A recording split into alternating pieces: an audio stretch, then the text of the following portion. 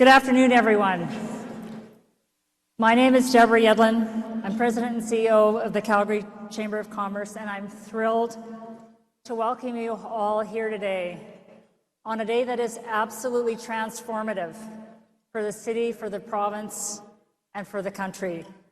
I can't think of another event hosting the Prime Minister of Canada on a day when a historic memorandum of understanding has been signed between the province and the federal government.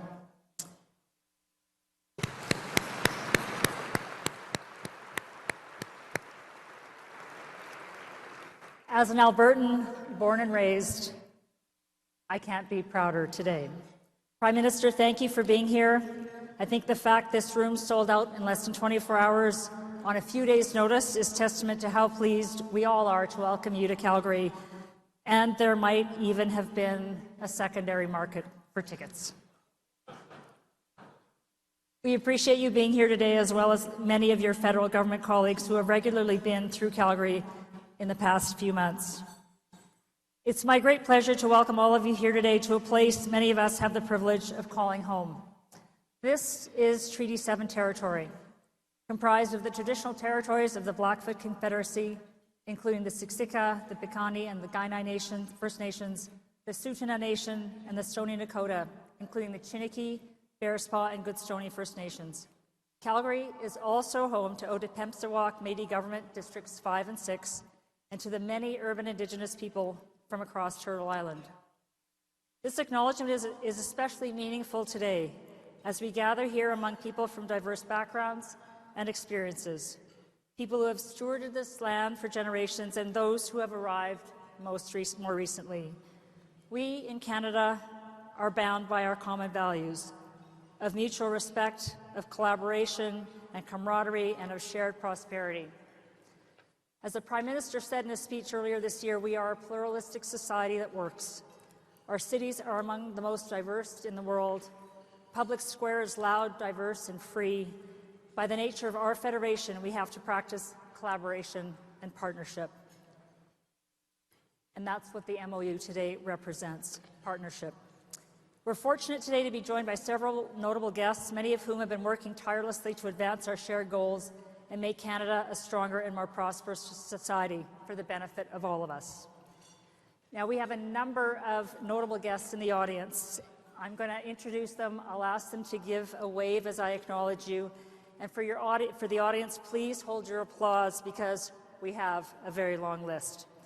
Of course, the Right Honourable Prime Minister of Canada, Mark Carney, the Honourable Tim Hodgson, Minister of Energy and Natural Resources, the Honourable Eleanor Olszewski, Minister of Emergency Management and Community Resilience, Corey Hogan, Member of Parliament for Calgary Confederation and Parliamentary Secretary to the Minister of Energy and Natural Resources, Marc-André Blanchard, Chief of Staff to the Prime Minister, Christiane Fox, Deputy Clerk of the Privy Council, Michael Vandergrift, Deputy Minister of Natural Resources Canada, the Honourable Lois Mitchell, 18th Lieutenant Governor of Alberta, the Honourable Nathan Neudorf, Alberta's Minister of Affordability and Utilities, Bruce McAllister, Executive Director of the Premier's Southern Alberta Office, Liam Stone, Alberta Deputy Minister of Executive Council, Larry Comeyer, Alberta's Deputy Minister of Energy and Minerals, Christopher McPherson, Alberta's Deputy Minister of Jobs, Economy, Trade and Immigration, Mayor Jeremy Farkas and several City Councillors from Wards 3, 4, 12 and 13, Chief Troy Knowlton, Blackfoot Confederacy, Chief Traveller Plaited Hair Blood Tribe, Councillor Dorothy First Rider, Blood Tribe, and the Honourable Jason Kenney, former Premier of Alberta.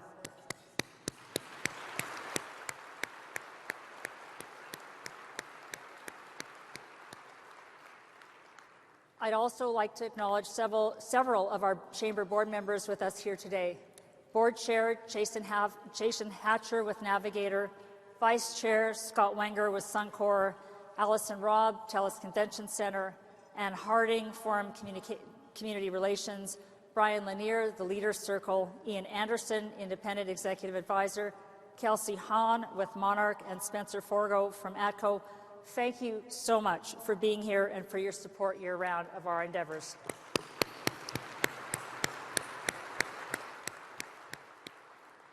I'd also like to thank our sponsors for their generous support of today's event. Our presenting sponsor, Capital Power, our thanking sponsor, the Canadian Association of Petroleum Producers, and our supporting sponsors, ATCO, Enbridge, Ernst & Young, Imperial Oil, Keyera, Pembina, TransAlta, TELUS, and to our venue partner, Calgary TELUS Convention Centre, and our AV partner, Encore. We could not bring the business community together the way we do without you, so thank you very much.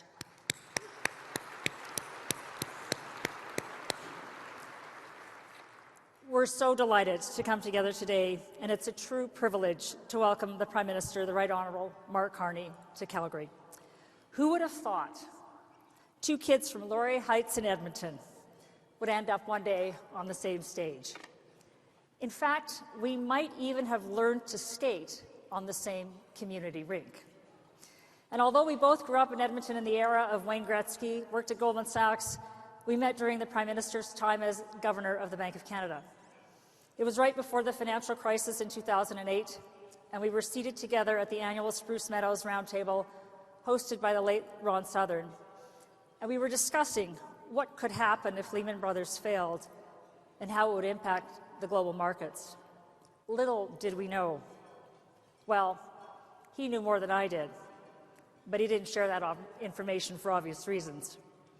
In the months that followed and through his tenure as Bank of Canada Governor, I had the privilege of interviewing him several times when I was writing for the Calgary Herald, where we talked at length about Canada's economic growth, interest rate policy, the importance of economic diversification, the role of energy, why our productivity was lagging other countries, the value of the Canadian dollar, and Canada's role in the global economy. I expect our conversation today will contain some of those same themes. Prime Minister Carney has been in office for a little over 8 months, and his leadership couldn't have come at a more transformational time for Canada. In some respects, it's similar to the aftermath of the financial crisis, which happened 8 months into his tenure as the Bank of Canada Governor. It was a time when he was instrumental in ensuring the recession experienced in this country was short-lived. Our country is at an inflection point, or a hinge moment, as the Prime Minister likes to call it, as we adjust to the fact that our post-war world order has been entirely upended and global trade flows forever changed. It's a world shaped by tariffs, shifting trade dynamics, evolving geopolitics, new and emerging technologies that present both risk and opportunity. Amidst all this, there's an urgent need to balance economic growth with social and fiscal responsibility. And we have a shared vision between the government, the federal government, the provincial government, and our business community. This morning's announcement heralds truly a new era in the relationship between Alberta and Ottawa. If you asked any of us in this room 12 months ago whether the Prime Minister of Canada would be in Calgary to sign an MOU that will remove regulatory barriers to energy and related infrastructure development, kickstart the largest CCUS project on the planet, and expand our ability to sell to new markets, no one would have taken that bet.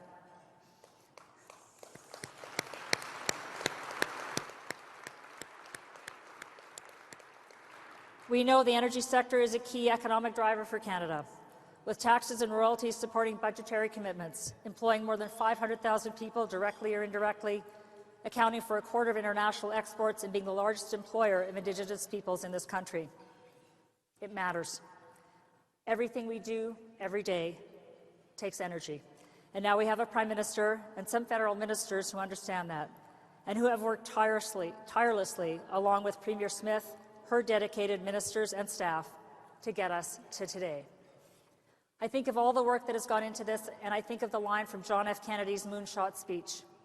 We go to the moon not because it's easy, but because it's hard. And 8 years later, Neil Armstrong was on the moon. This was hard, and it's the beginning of a journey. But in 8 years, I'm confident we will be able to point to many energy projects that began with today's MOU.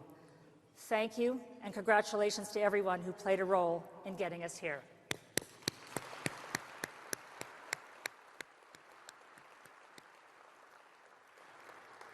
Prime Minister, you come to a very different city than when you were Bank of Canada Governor. Back then, all we really talked about was the oil price, maybe Northern Gateway. Today, it's all about oil and natural gas, but we've added clean tech, agriculture and ag tech, fintech. The University of Calgary is playing an important role in our economic diversification as it continues to create more startups than any other U15 university in the country, and where the X Prize has chosen to locate its first Canadian hub. It's also a city that boasts the fastest growing tech talent workforce in North America and is attracting more venture capital and deals than Vancouver. Calgary's a place where we start something, many things. We take risks, we welcome people, we listen to new ideas, and when we fail, we try again. We are Alberta's corporate headquarters, where the decisions will be made to set Canada on a path to achieving what we know we can be, an energy superpower.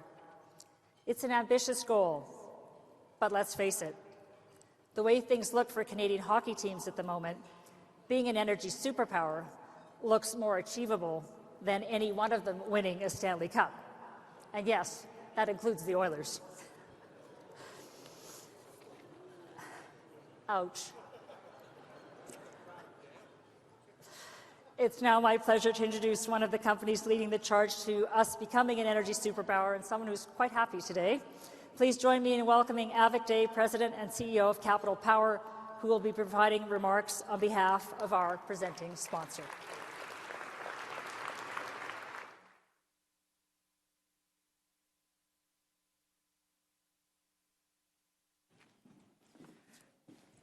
Thank you, Deb. Good afternoon, and thank you to the Calgary Chamber for bringing us together today.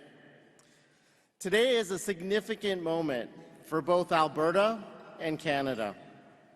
We're here to welcome Prime Minister Carney to Calgary and to celebrate something powerful: the federal government and a province coming together to collaborate on economic growth, Canada's future, and our shared national prosperity. We're living through a pivotal inflection point in the global economy. The AI revolution is driving unprecedented energy demand. The U.S. alone has 130 gigawatts of proposed data center development, nearly matching Canada's entire installed electricity capacity. This is the scale of economic activity happening right now, and Canada has a choice. Do we power this growth here, or do we watch it go elsewhere? What makes today historic is this: we have a federal government and provincial leadership aligned on the answer. Prime Minister Carney has made Canada's economic growth and prosperity a national priority. Premier Smith has consistently championed Alberta's role as a global energy leader. This is what nation building is. This is what happens when governments choose growth over gridlock. When regulations support rather than restrict reliable energy development, major companies and investors know they can build. Every new factory, data center, manufacturing facility, and housing development needs power. They need it to be reliable, affordable, and available now. This is Canada at its best. Governments working together to ensure Canadian communities, businesses, and workers benefit from the most significant wave of energy demand in our lifetimes. Pro-growth policies means companies like Capital Power and many others across the energy sector can invest, build, and create the capacity this country needs, creating new jobs and building long-term prosperity. But here's the thing. This isn't just a government issue. It's a national conversation that each of us needs to have at every kitchen table across the country. If we as Canadians want a prosperous future, if we want sovereign capacity to power our growth, we need to understand what's at stake and support our leaders willing to make those bold calls. Prime Minister Carney and Premier Smith are doing just that. They're prioritizing Canada's economic potential over regulatory inertia. They're moving at the speed this moment requires. And that leadership deserves recognition and support, not just from industry, but from all of us who want Canada to seize the opportunity. So, Prime Minister, welcome to Calgary. Thank you for your leadership and your commitment to unlocking Canada's growth, to ensuring Canada becomes an energy superpower. And thank you, officials and leaders from the Government of Alberta and Canada, for all your efforts in making this moment possible. Ladies and gentlemen, please join me in warmly welcoming the Right Honourable Mark Carney, 24th Prime Minister of Canada.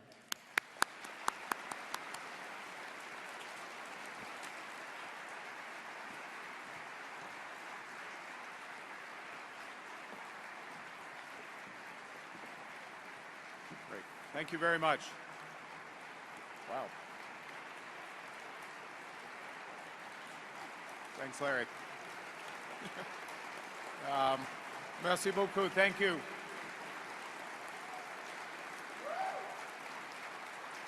Thank you very much. That means the world to me, and that shows just what this room is. A room that's ready to get things done. A room that's been held back but now ready to get things done, and that's what today is about. I want to start by just acknowledging Ministers Olszewski and Hodgson, my fellow MP, Corey Hogan, Premier Kenny, former Premier Kenny, Jason, a tremendous public servant of this province, of this country, through challenging times. I'd like to welcome Mayor Farkas. He shows up and all of a sudden everything gets sorted out. He's got remarkable, he's on a roll. And thank you, Deborah, and all your team from the Chamber. It's great to be back home in Alberta. It's great to be back with the Chamber. It was about a year ago, in fact, I think it was exactly a year ago this week, that I was last at the Chamber. Some of you weren't there. There were 20 people around the table, and Deborah brought cupcakes, Edmonton Oiler color cupcakes, on a cold Thursday afternoon. Today we're having Alberta beef. Over 1,000 business and community leaders on an important day for my home province and for our country. Things are definitely looking up. Thank you. You know, Calgarians and Albertans have always been bold. Here, ingenuity is a resource every bit as powerful as what lies beneath our soil. It's a mindset that has led to the founding of great companies. I'm going to get in trouble because I can't list them all. WestJet, TC Energy, Canadian Natural, our sponsors today, to name but a few. Because after all, this is a city that grew from a fort on the Bow River into a global energy capital in little more than one lifetime. Proof that when Albertans commit, they don't just rise to the challenge of the day, they draw entirely new horizons of Canadian possibility. This country has never needed that spirit more than now. As Avik just referenced, and Deborah did as well, the world is changing rapidly. The U.S., as is their right, is transforming all of its trading relationships, but as a consequence of that, many of our strengths, based on historic close ties with America, have become our vulnerabilities. Last year, for example, 3/4 of Canada's overall exports went to the U.S. Over 90% of our lumber, our aluminum, our steel. Over 95% of our energy exports go to the States. That tight interdependence, once a strength, now a weakness. We estimate that the U.S. tariffs, and almost more importantly, the uncertainty that they're causing, will wipe about $50 billion from the Canadian economy. That's the equivalent of about $1,300 for every Canadian. And this change, reinforced by technological change, is happening fast. It's not a transition, it's a rupture. which means that our economic strategy needs to change just as dramatically and rapidly. Because we know that nostalgia is not a strategy. The U.S. has changed. That's their right. We must respond. That is our imperative. Thank you.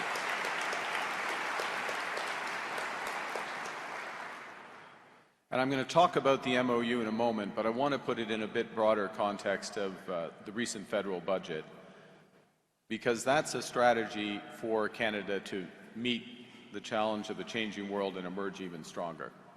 And at the core of the plan is to unleash over $1 trillion of investment in Canada over the next 5 years. We do that, we'll increase our GDP by over 3.5% relative to the status quo. That's an additional $3,500 for every Canadian worker, more than twice than what the U.S. is taking from us. Le budget nous donne les outils pour bâtir un Canada fort. Il s'agit d'une stratégie pour un Canada qui a confiance et qui prend son avenir en main. We're taking our future in our hands. We're catalyzing generational investments by creating the right conditions to get big things built here in Alberta and right across Canada.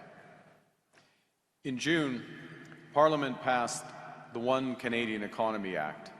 What it does is it removes all federal barriers to internal trade, and it fast-tracks. It gives us the authority to fast-track the approval of nation-building projects. To get that done, in August, we opened the Major Projects Office, headquartered right here in Calgary.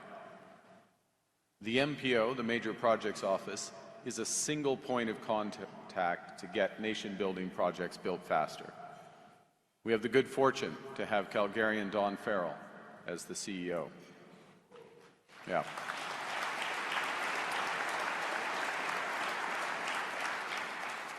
Dawn needs no introduction in this room, but if those watching, she has more than 35 years of experience, including as CEO and chair of Trans Mountain and CEO of TransAlta. She knows the energy sector, and above all, she knows how to build big. Thus far, in the last few months, we've referred two groups, two tranches of major projects to that Major Project Office. Those projects represent about $115 billion of investments in LNG, in nuclear, in hydro, in critical minerals, as well as in new trade and energy corridors. And these projects are part of bigger strategies that go from unlocking our full potential as an energy superpower, to building high-speed rail and pioneering sovereign data and intelligence infrastructure. All strategies designed to build a better connected, a stronger, and a more sustainable Canadian economy. And that's why I'm here in Calgary today.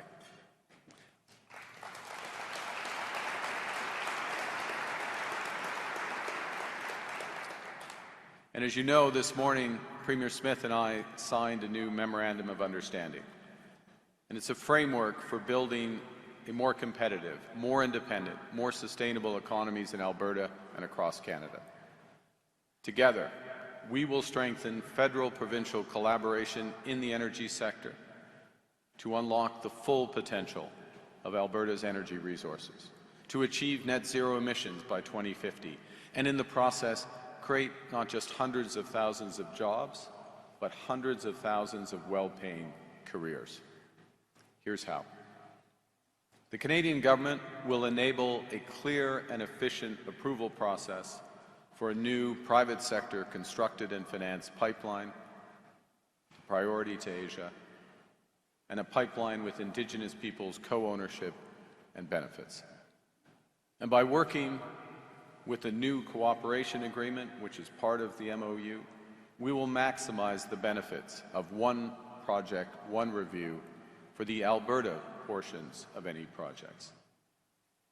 The pipeline will transport at least 1 million barrels of low-emission Alberta bitumen a day, with a route that increases access to new Asian markets as a priority. This enhanced capacity would be on top of a further expansion of Trans Mountain by an additional 300,000 to 400,000 Alberta barrels per day.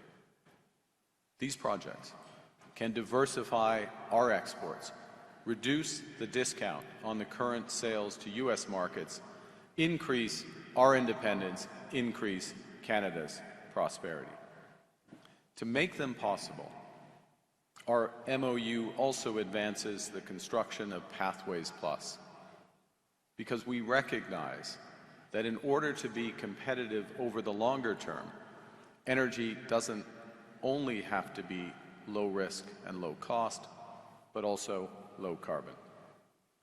Pathways Plus will be the largest carbon capture, utilization and storage project in the world, achieving emissions reductions that are the equivalent of taking 90% of all the trucks and cars off the road in Alberta.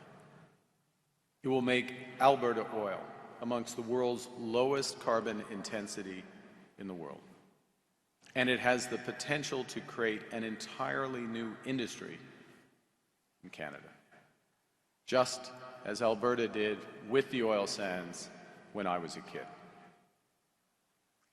The MOU is committed to building in partnership through cooperative federalism. Cooperation, obviously, between the federal and Alberta governments. Cooperation by ensuring that Indigenous economic benefits, partnerships, and opportunities for co-ownership are fundamental to every project. Cooperation by recognizing that British Columbians should share substantial economic and financial benefits from projects that impact them. Now, it's important to recognize that the agreement between Alberta and Canada is about much more than pipelines. It helps set the stage for the next phase of an industrial transformation underway in this province. Under this agreement, we will collaborate on multiple projects to meet growing consumer and industrial energy demand, including through new nuclear power and new interties with neighboring provinces that increase affordability and resilience of the system while lowering emissions. We'll also work to unlock sovereign AI data centers that create opportunities for Alberta's and Canada's burgeoning AI ecosystem. Avik just referenced the challenge worldwide. We'll do it in a way that protects our independence of our information and our algorithms. Nous allons réaliser de grandes choses et le faire de façon durable. Notre nouvelle stratégie de compétitivité climatique est notre plan pour stimuler la croissance tout en réduisant nos émissions. Et cette stratégie va aider à générer des centaines de milliards de dollars d'investissement dans les infrastructures nucléaires, hydroélectriques, éoliennes, de stockage de carbone et de réseaux électriques, afin de faire du Canada chef de file de l'économie à faible émission de carbone. So this is all consistent with our broader climate competitiveness strategy. Early in the new year, the federal government will release our new electricity strategy, which will provide the tools and chart the path to double clean generation across Canada. When we power our country with sources such as hydro, wind, solar, nuclear, we don't just cut emissions, we give ourselves a competitive edge in the economy of the future. And I'll just spend a moment on the MOU to highlight how it's consistent and aligned with our competitiveness strategy. First, the first pillar of that strategy is to strengthen industrial carbon pricing in Canada to provide long-term certainty for businesses and investors. Under the MOU, Alberta is committing to strengthen the tier system, increasing the minimum effective credit price to $130 per ton. Under the MOU, Canada and Alberta agree to work collaboratively to design and commit to globally competitive, longer-term carbon effective prices, giving the clarity to Alberta businesses and investors. Secondly, in the federal budget, we expanded the clean economy tax credits, particularly investment credits for CCUS, carbon capture and storage, for transmission, for nuclear, and for interties. Private companies, those in this room, you will benefit from the budget's new productivity superdeduction, which allows for immediate expensing, 100% write-offs for investments in a wide range of assets. And very importantly, when you're looking at projects, these measures are stackable. They're additive. They lower our marginal effective tax rate for new investment to 13%.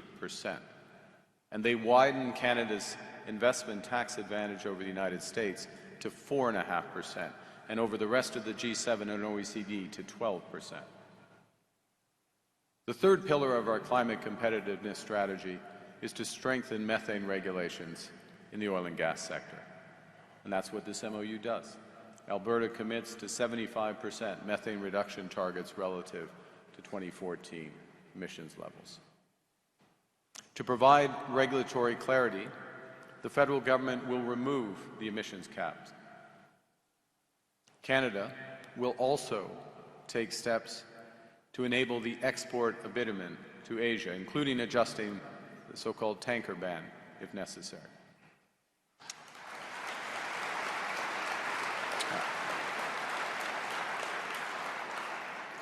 And again, I want to stress that via the Major Projects Office, via our new cooperation agreement, I see Larry here with Alberta, the Canadian government will ensure efficient and timely regulatory approvals. Now, we've done a lot, but we have more to do.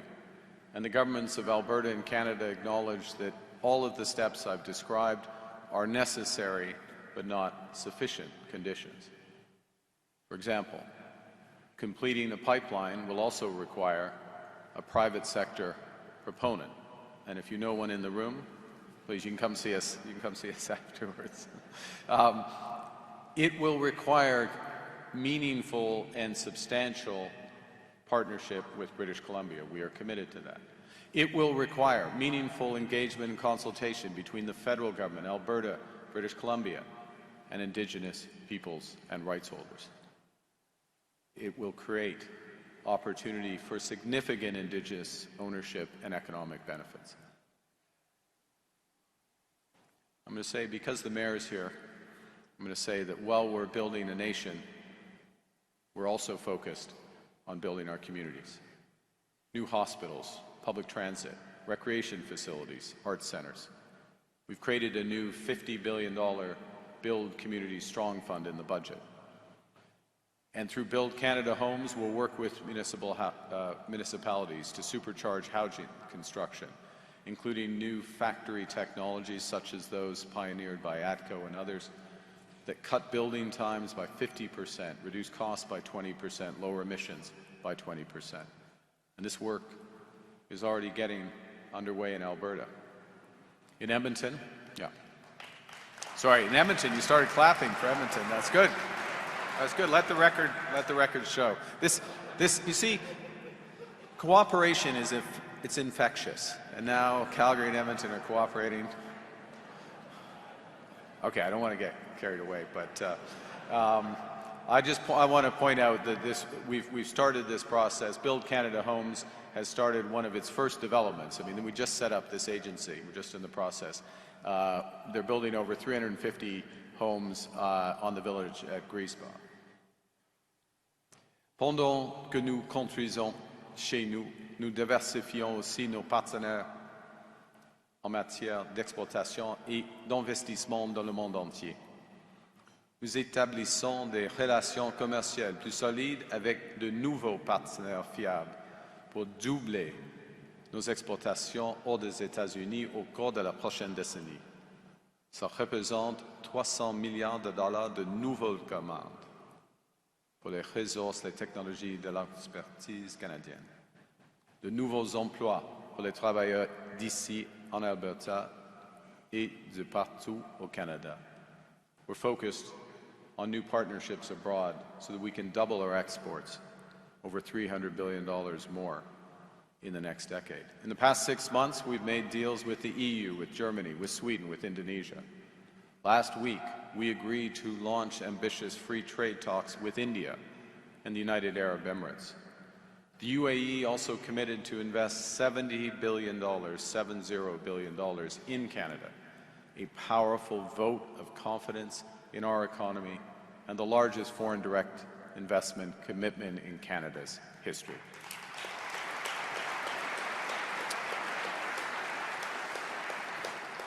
And you know many of the decision makers there well. I'm very confident this room can help put that money to work for the benefit of Canadian workers, Canadian economy, and yes, the United Arab Emirates.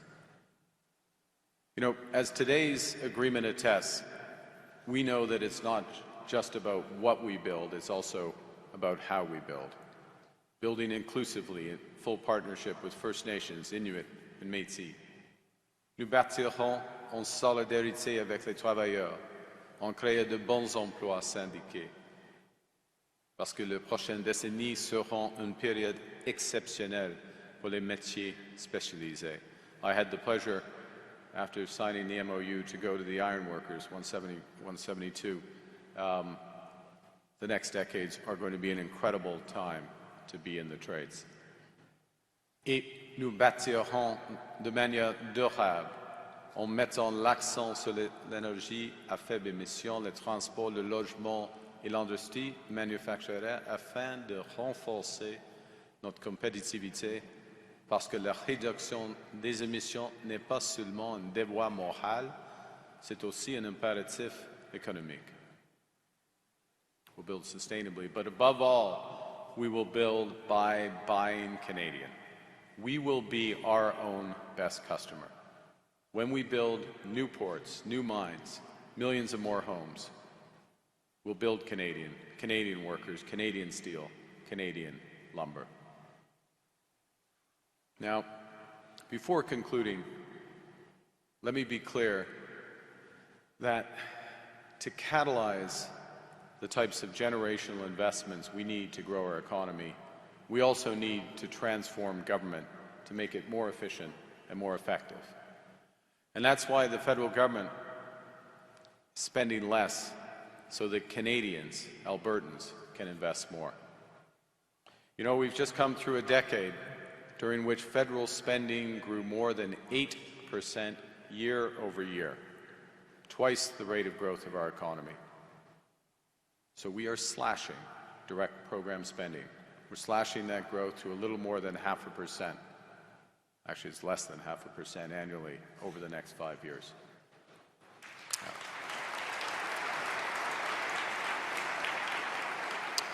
We're taking tough decisions. We're reducing the size of the public service by 10%. We're cutting management consultants by 20%. And through these choices, responsible choices, we will save Canadian taxpayers $60 billion by restructuring our operations, consolidating internal services, right-sizing programs. We will balance the operating federal budget deficit in 3 years.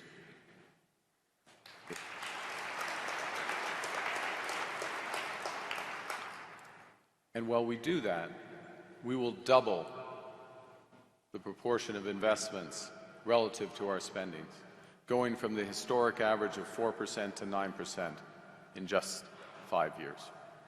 Ça représente plus de 450 milliards de dollars d'investissement en capital sur 5 ans pour attirer les investissements privés dont le Canada a besoin. So the orders of magnitude of that, which include all of the tax credits, which of course depend on the extent to which this room and others like it invest in the country, is $450 billion over the next 5 years for investment in this country that helps catalyze much larger private investment. Now, the other aspect of what we're doing before I conclude is that while we invest in the future, while we right-size government, we will protect the essential social programs that give every Canadian a fair chance to get ahead. And that includes childcare, dental care, pharmacare, the National School Food Program. as well as health, education, and social transfers to the provinces and territories. I promised you there was going to be a conclusion to the speech. I'm now at that point. And then we got to have a conversation. Look, the world's changing, including the U.S., and there are two potential responses to U.S. tariffs. One is to hunker down, slash the deficit, turn inward, in the words of the tragically hip, wait for the trickle down. But that would mean getting rid of our key social programs, not investing in what we need now, and pursuing nostalgia as a strategy. The other option is to take risks, to invest boldly in our future as Albertans have done throughout their history. You know, I was born just north of the Alberta border in Fort Smith. When I was born, the oil sands were just a concept, a curiosity to most, but a few dreamers and builders. But even before I got my learner's permit, by the time I got to junior high in Edmonton, the oil sands had been transformed into one of Canada's largest industries through the brilliance of our scientists, the drive of our entrepreneurs, the support, yes, of our governments, and above all, the dedication of skilled workers. We're at a similar point. That's the scale of what we can achieve together now. You know, we used to explore in this country. We will chart new courses again. We used to build in this country. We will build big. We will build fast. We will build bold again. We used to take risks in this country. We will step up to the plate again. I'm grateful to Premier Smith, to Larry, to her team, for working hard to create these new opportunities for a stronger, more sustainable, more prosperous Alberta and Canada. And knowing Alberta as I do, I'm confident, I'm excited that the people in this room and those you represent will take up this challenge to build together with our neighbours, with First Nations, to the benefit of all. It's our country. It's your future. We are taking back control to build Alberta strong, to build Canada strong. Thank you, et merci beaucoup. Okay.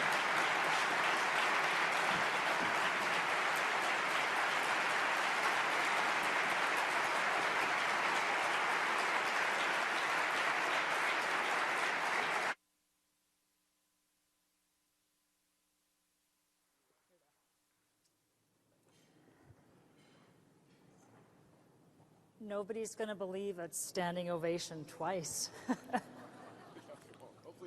Hopefully someone got that on camera. I'm pretty sure they did. You unpacked a lot of interesting ideas in your speech, and I just want to remind everybody that I do have my phone. I'm not going to be rude. I am going to be checking. You can text questions to me, and it is working. So forgive me. I'm not being a distracted teenager. One of the things I wanted to ask you relates to the MOU, the importance of a private proponent for the pipeline. We also know that what we need is some element of de-risking. Are you saying that there is no room for the government to de-risk something for a period of time in order to attract the private capital that's needed for a project like that? Well, we're de-risking the project in several ways.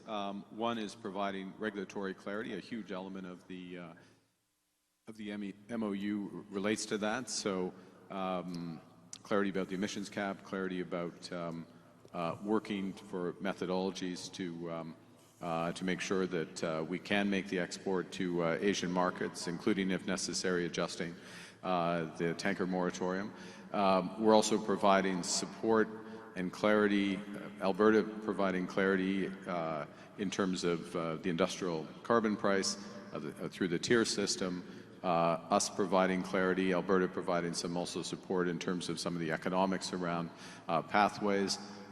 On top of that, we've got clarity and I think clarity, but probably not as deep a appreciation, understandably. Not everybody reads every word in the budget, and sometimes good news takes a while to travel.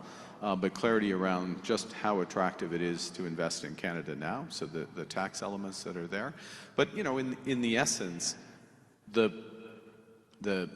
Asian pipeline will be a private sector project, and providing the framework for private proponents to make those decisions, again in partnership with First Nations and with benefits for British Columbia. Benefits for British Columbia is something obviously we have to work out. Let me provide one other area where we're providing clarity, or at least policy that's relevant. Sure. Is we have billions of dollars set aside for Indigenous. It's called Indigenous Loan Guarantee. It's a bit of a misnomer because effectively it's financing Indigenous people's equity ownership in projects. And the headline number is much smaller than the scale of the investment that can be done because, of course, it's a repayable loan, and then you end up with the equity. You see, you're way ahead of that's all your old Goldman Sachs training there. So there's a huge element of both financial incentives that pre-exist in and around, plus the regulatory clarity that are there to, and we're going to find out the extent to which there's private appetite for this. So the follow-on question is, you know, you talked about the oil sands growing to a significant size by the time you had your driver's license. We probably had the same instructor potentially in Edmonton.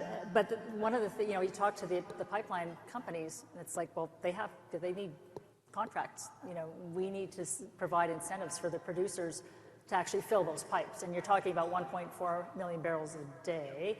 And so that's been the piece that's been missing as well. So it's a chicken and egg thing. We need to get the production to increase to fill a pipe. So well, it is, yes, it is chicken and egg, and there's various mechanics to unpack that. Some of it's providing elements of clarity. There's been different financing mechanisms. I'm not necessarily advocating this, but for example, with Alliance a few decades ago, the backstop that was effectively provided. But as well, I'd underscore that there is a fair bit of interest, as an understatement maybe, in Asia for Canadian energy. Certainly we see it in gas, but we also see it with the experience through Trans Mountain, and that provides a line of sight to potential additional offtakes. Look, I'd make a general point, just given the audience, which is that the world wants to diversify. The world wants to diversify. Everyone's taking the same lesson, and the world wants to do more business with Canada. So we have an opportunity to provide that. Not everybody in the world, in fact, not many people in the world get up and the first thing they think about is Canada, so we've got to make it more straightforward and simple. We've got to get out there. One of the things that the Premier and I discussed this morning is, and she has a heavy travel schedule, she does this, she was just in the UAE, for example, a few weeks before I was there, but when will she next go to Asia, and when will I next go, and that process is important, because then those buyers potentially of our energy, or those co-investors in our energy projects, they're that much more familiar, and they're coming here. So that's the process that's started to shift. I guess, you know, when you talk about the UAE and the $70 billion that's been committed, I mean, attracting private capital has been something that we've not been very good at. And when we know that we're 2% of global capital markets and we have the ambitions to build what we want to build, how do you see the commitment by the UAE unlocking additional foreign investment by other entities? Yeah, well, look, I think it's interesting on multiple levels. First, it's a big number, so and these are entities that know how to put capital to work and have a lot of expertise. So just there, and I'm going to come back to the expertise. The second thing, I think it has a force multiplier effect, because these are also entities that invest in other big investors, infrastructure investors, private equity firms around the world. And if the UAE thinks, as they do across all of their entities and at the top of the country, that they should do more with Canada, it almost follows that they will want their those they invest in, those intermediaries, to do more with Canada. But let me come back to one other aspect why I think it's important. This is one of the largest renewable investors in the world, the UAE, through Masdar. This is a country that just rolled out base load solar, over 1 gigawatt of solar that is competitive, in fact, more than competitive with their grid price. So the level of expertise in and around storage, which will be relevant as we build interties, Larry knows this, and the interest in what we're doing here, not just in conventional oil and gas, as important as that is, but also in pathways, in nuclear, hydro, obviously, interties, all that. There's an interest and expertise that is complementary. So I think it's quite significant. There are other examples of that, and most countries will not, because they don't have to, put a specific number on what their commitment is, but I think it tells us a lot. But we need those long cycle, that patient capital, and I think that's the piece that's really, really important for Canada. Just let's talk about LNG for a minute. You've made a commitment to double non-U.S. exports and have spoken about 50 million tons of LNG exports by 2030 and 100 million tons by 2040. How fundamental is it to both Canada's domestic economy and the geopolitical and geoeconomic ambitions that we achieve these targets? I think from our perspective, doubling is very important. And even with doubling, we'll still have substantial exposure to the United States. And the United States, of course, is the world's largest economy, most dynamic. So that's not a bad thing, but we do need to have greater diversification. We have the opportunity. Energy is part of that. Critical minerals are part of that. Both, and I would say, I'm going to grossly simplify, in terms of energy, conventional energy, LNG and oil, low-carbon oil, those will put up big numbers on exports. They plus critical minerals will help unlock deeper trading relationships with big economies. Critical minerals are important. They're critical by definition, but they're not that big in terms of the size relative to the economy, but they are strategic and they unlock broader partnerships. And we want that for everything else that we produce, and the next phase of the evolution of Alberta and Canada. The great thing about critical minerals investment is important. What about processing so that we're not so dependent on China? Well, I mean, this is true in so many ways. We want to use our energy as much as possible to get as much value add here. So yes, processing. It's limited around the world. There's opportunities in Quebec and Ontario in processing that they're looking at right now, which I suspect will happen. They are very much tax advantaged in order to do it. But it also goes to what Avik was talking about and is part of the MOU on sovereign data. So building out a data architecture, an intelligence architecture here, we don't want to just do that for the hyperscalers, the U.S. hyperscalers. Right? We've got some of the best AI expertise in the world right here in Alberta. I believe it's in Edmonton, but there's some here as well. Yes, absolutely. in Amy as well. Yep. And we want our local. They can get starved on the vine, if you will, by not having access to that infrastructure. So we want to make sure we do it in a way that helps build it. So it's another example of processing. And that's where we get the outsized benefits for Canada. So you talked about what you just mentioned about AI. A few weeks ago, we had Dave Mackay here in Calgary, and he talked about how we're really good at developing technology, the AI centers that we have in Edmonton and in Montreal and in Ontario, but we're not really good at adopting what we develop. So how do we support those opportunities and make sure that we scale those companies so they don't, go south of the border, or their first proof of concept is actually south of the border? Well, it's a huge issue. We're really good, by the way, at training is an odd way to put it, but we look at our great research universities, and the vast majority of the graduating class goes to the U.S. So we lose a lot of that. So what do we do on it? First, and one of the things we have just done, I referenced this productivity super deduction. I didn't list all the investments to which it applies, but it very much includes R&D.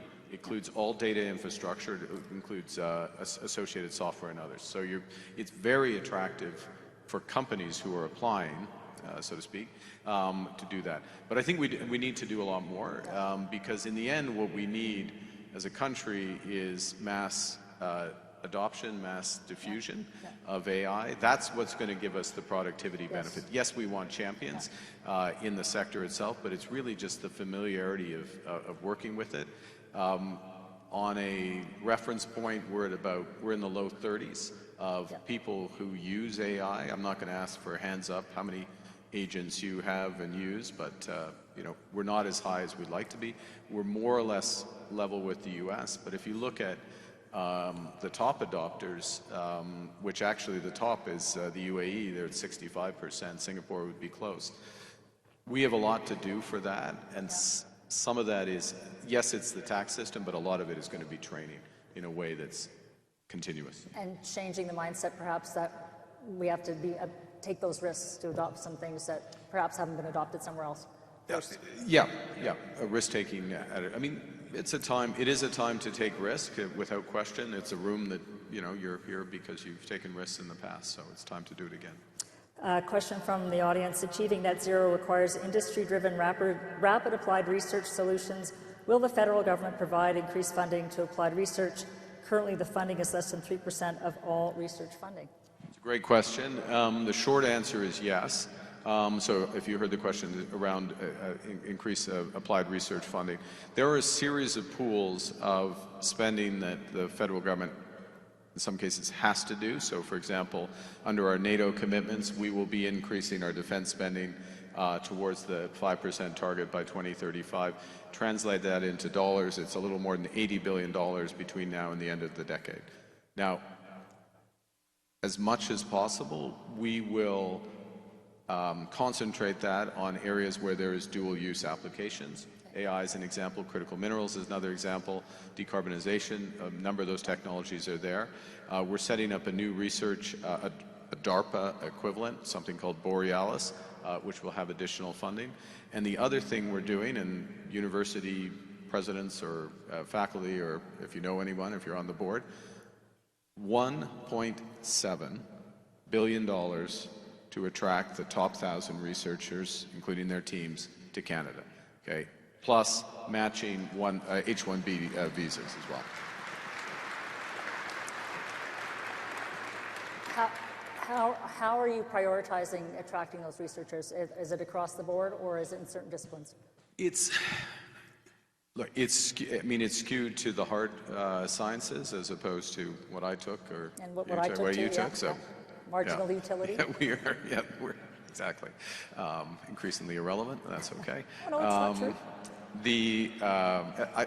Sorry. Okay, it was all going fine, and now I just blown it. Can I look in the camera and say how much I value the humanities, the social sciences, and this is the future? Okay. BA means be anything. Exactly. BA. Yeah. BA means to be but anything. we have this opportunity as a country in life sciences, in AI, in engineering, effectively the components, the building blocks. Many of these are the building blocks of being the next phase of an energy superpower. And we should take it, and we do see this shift. These top people are looking for a home where they're welcome, not just with resources, but where they're, the multicultural, diverse, pluralistic, we get along, rule of law, these sorts of fundamental things, safe city. Like, these are important. We offer all of that, plus some of the world's great research universities. And so we want to go out and get those. And of course, we're going to let the universities really drive who they bring in. Last point, but universities operate in an ecosystem, and you have businesses and other stakeholders and people on the board who will help set those priorities. So you mentioned energy superpower in your answer just now. Many people have different definitions of seeing Canada as an energy superpower. What's yours? Well, I start from what's a superpower. If you look at a superpower militarily, You have aircraft carriers, but not just aircraft carriers. You have planes. You have an army. You have drones now. You also have economic power underlying it and soft power. You have influence. You need all those components. So when you look at it from an energy perspective, we start with our strengths, oil and gas, conventional, but also the innovations that we've done. We have one of the cleanest grids in the world, 80% plus clean power across the country, hydro, nuclear at the core of that.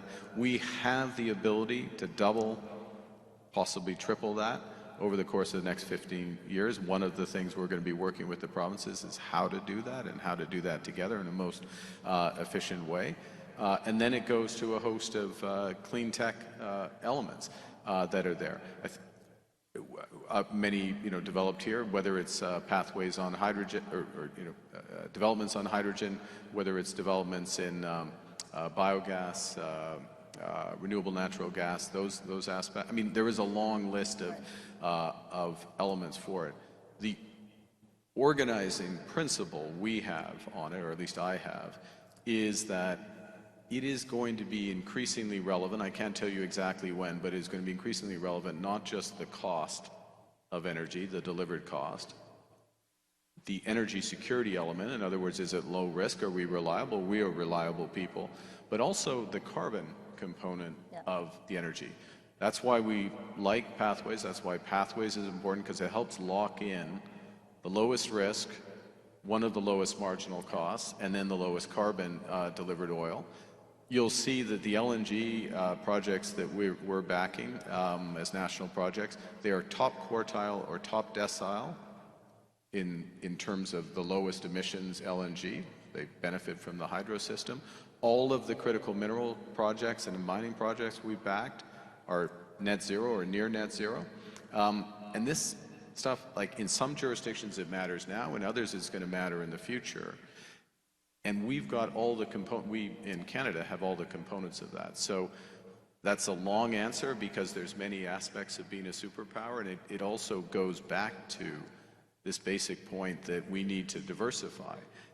You referenced it in your remarks at the start, just how much the province has diversified, how much the city has diversified. This is the next phase of that transformation. So today's MOU really sets a platform for growth and an exciting dialogue for an opportunity for Canada's energy sector.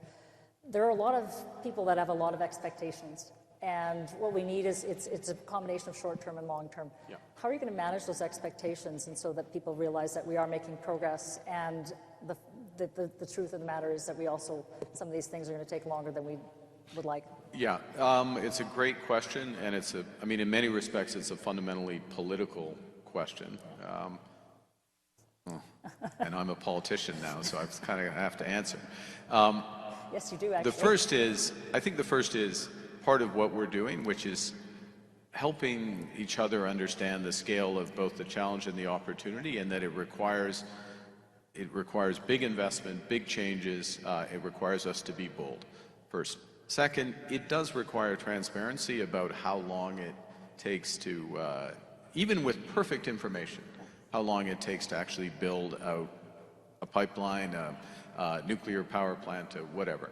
And it does require doing something tangible in the interim, which is why I took the moment to, and the mayor and I talked about this before, it's why I took the moment to talk about what we're going to do on community infrastructure. We need community infrastructure. Hockey rinks matter, art centers matter, light rail transport matter. Investing in that, and us investing, our big thing is build Canada. You probably caught that, Canada Strong. We want people to see that we're building Canada sooner, in their neighborhood, in and around. Well, we're saying that we are building Grays Bay Port in Nunavut, which is going to open up opportunities. Well, we're building what we've decided, to work together today with Alberta. Because most people won't see that. They will benefit from it, absolutely benefit from it, but they will see what's happening in their neighborhood, and they deserve to see us building together for that. We also need funding for the Oval. We put that out there. The Olympic Oval. For the Oval? I didn't know that. Yeah, well we can brief you on that later. But when you talk to... It was fine last time I was there. No, it's... What did you do to it? You're supposed to take care of it. It's old. Okay. It needs chillers and other things. Okay. You talked about building, this is my last question, you talked about building Canada, and you've emphasized but alongside that, you made the comment in your speech that this is an excellent opportunity for getting into the trades, and just wanted to, what are your plans to encourage more youth to choose these career pathways and to bolster the trades production? Like, we need people to help build Canada strong. How's that going to work? Yeah, so I came from, I referenced it briefly, I just saw Sean Strickland, who is the head of the Canada Building Trades Union, and one of the things they do is to help map, like, how many people are we going to need, how many do we have, and how are we going to get them? Yeah. And there is an enormous need, and I think we're just at the early stages of appreciating how many people we need to get into the trades, young people we need to get in the trades. And so we need to do multiple things. One, we need to talk about it. Virtually every time I speak, I say this point, which is true, is we are going to create hundreds of thousands of careers in the trade. It is going to be a great time to be in the trade because we're going to build for 25, 30 years. So this is the point. And then, those who come after us, I'm sure will build more. But getting people to understand, young people to understand, this is great. I'm going to move into a career, first point. Secondly, we are going to, and you're going to see more of this, and we'll do it with the provinces as well, is to work with the unions, their apprenticeship programs, work with post-secondary education, whether it's Mount Royal, NAIT, SAIT examples for the apprenticeship and the trade building as well, and then also have some mid-career programs so that people can switch over into that. So a lot needs to be done to create the training capacity, but it starts with creating the demand and making it clear that we are not messing around. We are going to build big. Because we're going to build big and build often, there's great opportunities. Yeah. Well, Prime Minister, I know you have other places to be, and so I would like to close with your answer to that question, and thank you for a really good conversation. I know that we could probably sit here for another hour, but it's been a while since we've been in a position to celebrate a big win for you to come here and sign the MOU to talk to the Calgary business community. And I think the conversation today really highlighted all the shared priorities between Industry Canada and Alberta, and I'm optimistic that we'll work together to do great things in this country and build Canada strong and Alberta strong. So thank you very much for your candor. Thank you very much.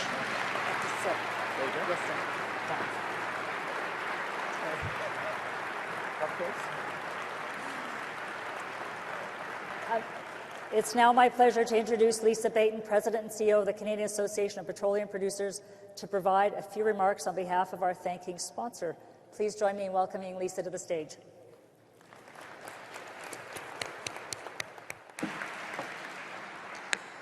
Wow, this is a momentous day. So let me start by saying congratulations to Prime Minister Carney and to Premier Smith for their tremendous leadership in coming together and bringing together a landmark agreement and, importantly, resetting the relationship.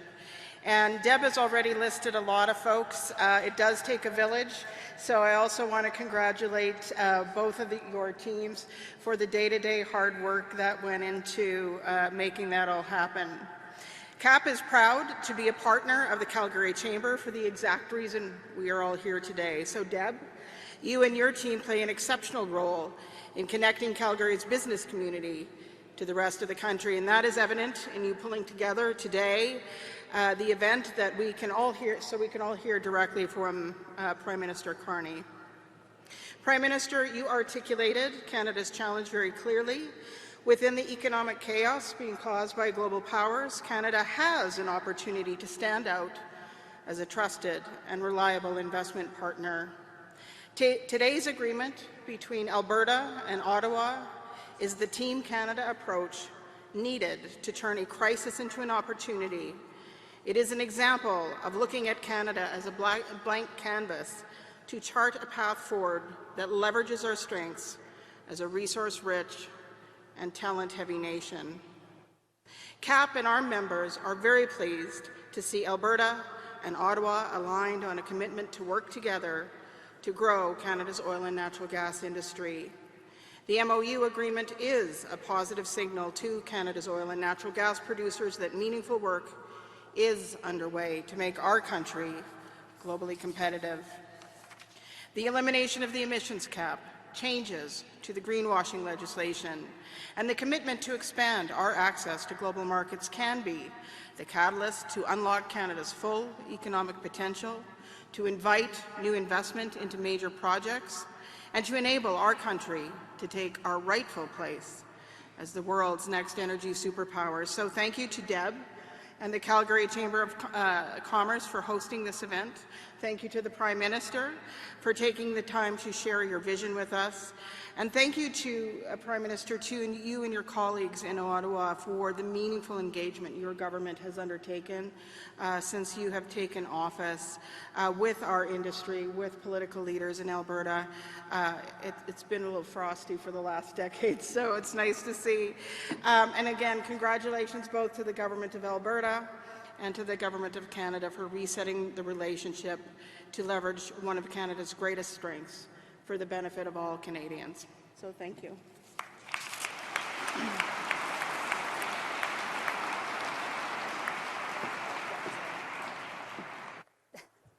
Thank you, Lisa. Thank you again, Prime Minister Carney, and thank you to everyone in the audience for joining us and filling the room today, especially on short notice.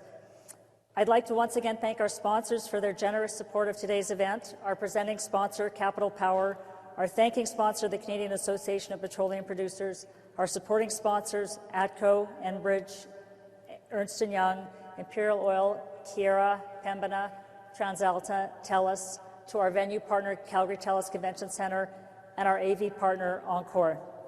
A huge thank you to the TELUS Convention Centre and their staff for their hospitality in hosting us today. This event wouldn't have been possible without their support and being able to respond to our very tight time frame. I just want to remind everybody that the coat check has now been moved upstairs, so you can grab your coat right outside the doors. But most important, I also want to thank our chamber staff for putting together this incredible event, which came together in 4 days. So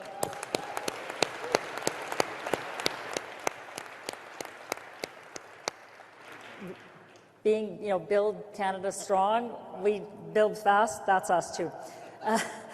The Chamber team did what we do best, bringing together our community, surfacing policy challenges that matter to Canada, and never stopping short of excellence.